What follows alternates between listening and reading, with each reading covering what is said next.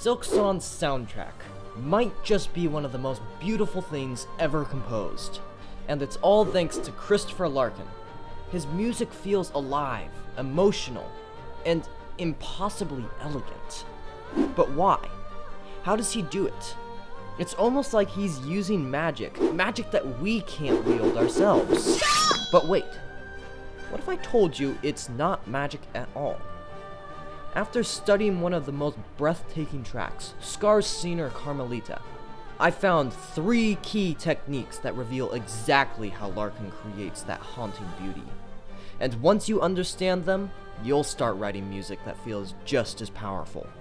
In this video, we're diving deep into Skarrsinger Karmelita to uncover Christopher Larkin's 3 secrets to writing beautiful, emotional music, and how you can use them to bring your own compositions to life.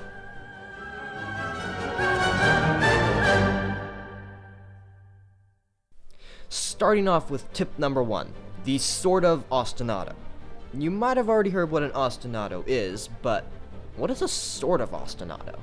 Well, in simple terms, it's an ostinato. Sort of. If you don't know what an ostinato is, basically you can think of it as a repeating musical phrase. We first hear at the very beginning of the piece. I labeled this ostinato as 3 repeating phrases and a varied 4th phrase. So, we have an ostinato, but only sort of, because it keeps getting interjected with the varied 4th phrase.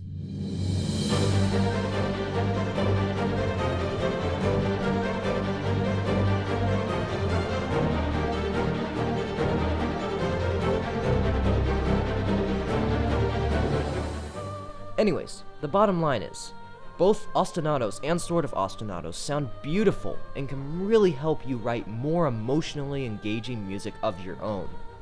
Of course, it won't work if you pick the wrong notes, so be careful there. But that begs another question. How do you pick the right notes? Mr. Larkin is very smart with his choices. All he does is take a simple triad, start on the 5th, which immediately adds tension, then dip down to the root of the chord, resolving that tension. The next 2 notes, he just fills in whatever beautiful tones he wants. Take this first G minor 11 chord. See how it starts on the 5th, dips down, and then moves up again, hitting the 3rd and ever so colorful 11th. Another thing to note about this technique is what happens in the bass. What happens is the same thing, but reversed. Instead of starting on the 5th scale degree, he starts on the 1st, or the root of the chord. Listen carefully to what he does with the bass. You can hear this in the lower strings, by the way.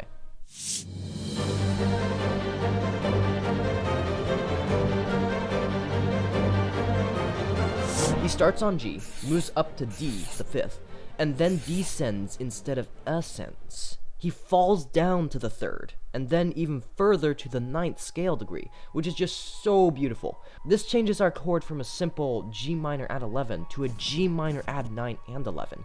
It just oozes beauty. He does this throughout the entire piece.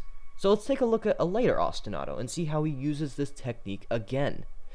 In a really nice section around bar 24, we get some wild harmonic movement, which I thought would be fun to analyze while learning this new technique.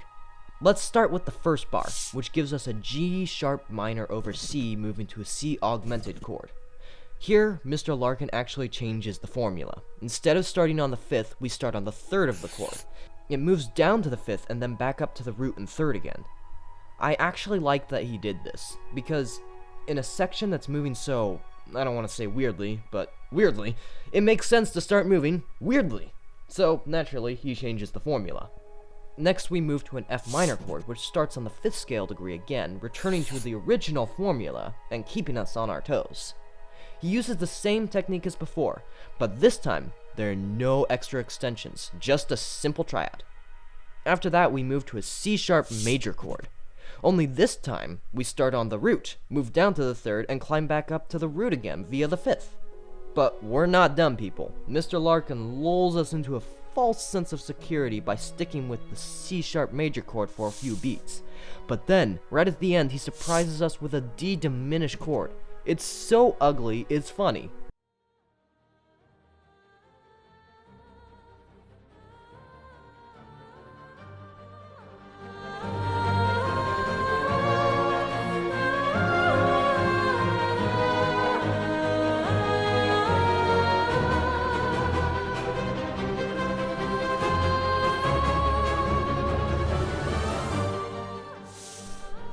But I really want you to notice something else here. It's kind of a bonus tip, but people like bonus tips, right? Every chord is perfectly and smoothly led into the next. No, not the bass line. I'm not sure what that's doing. I'm talking about the high string line. See how every note leads into the next so smoothly? B goes up to C, D sharp goes up to E, and G sharp doesn't even move at all. Then in the following chord, only one voice moves again, and so on. My point is this. Smooth voice leading like that is an essential tool for making something sound beautiful. Now that's all great and all, but does tip number 2 have something that will make our music sound beautiful, like Skarrsinger Karmelita? Yes! And it comes from the instrumentation. So why would I say that this is what makes our music sound beautiful? To that, I'd answer, just listen to the piece.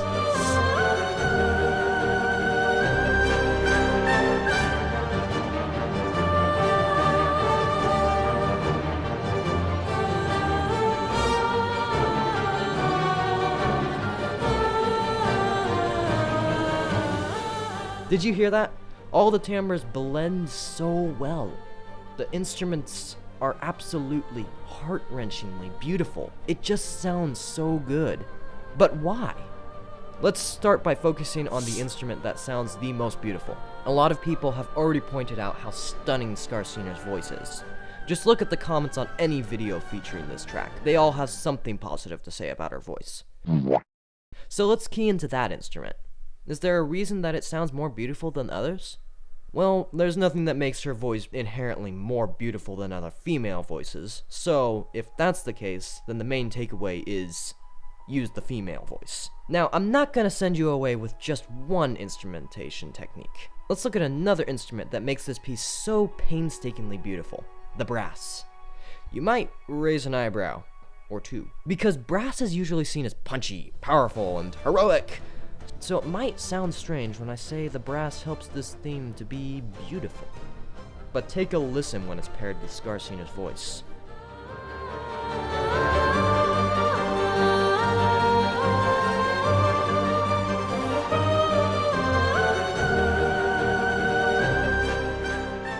Does that not sound beautiful? Let's figure out why. First off, it's written in a lower register, which makes it sound less powerful and more vulnerable, even sweet. That gives the piece a sense of naivety and warmth. And honestly, I'd recommend abusing this trick in your own compositions. But wait, there's more! Let's talk about the strings and woodwinds for a second. It's actually pretty hard to hear, but the strings and woodwinds are playing the same thing.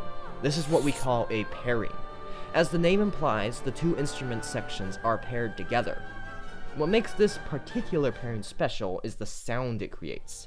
Strings on their own have a slightly rough texture, while woodwinds tend to have a purer tone. When you pair them, you get the warmth of the strings, but the purity of the woodwinds. The result? A soft, sweet, and incredibly beautiful sound.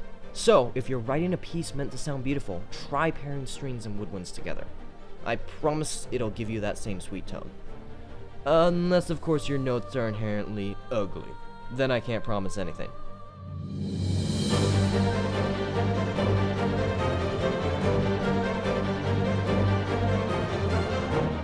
Great! Now we've got 2 foolproof methods for making music sound beautiful. Now for our third and final one, modulation. You might groan at this part. Maybe you think modulation is too complicated. And to that I say, get the... Sorry, I couldn't resist. First off, what is modulation? Modulation is a technique where you move from one key to another. So, for example, you might move between C major and A minor. That's modulation. I like to think of it as a gradient, 2 colors blending together to create something beautiful. If the first color represents your starting key, and the second color represents the key you're moving to, then that smooth transition between them, the middle of the gradient, is where the magic happens. So let's look at this in our piece. Let's say we assign G minor to green and G sharp minor to yellow. Now, in the sheet music, Mr. Larkin does something really smart. He gives himself a couple of bars to move into the next key. That's like the middle bit of the gradient, right? And that's where all the beauty happens. If we didn't have those 2 extra bars, our gradient would look more like this.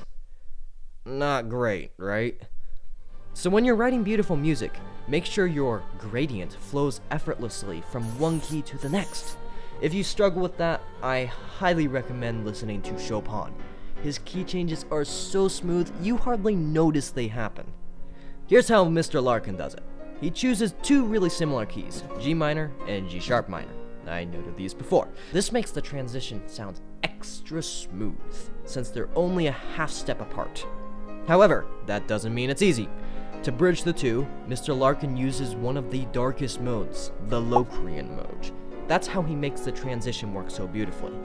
So, when you're trying this out, maybe you are gonna experiment with using, say, the Lydian mode to move from C major to E minor. Maybe you'll even do something crazy with the Mixolydian mode to transition from one key to another. It doesn't matter what you use, but I'd heavily recommend using the modes to transition from one key to another, because it will always sound that much smoother and beautiful.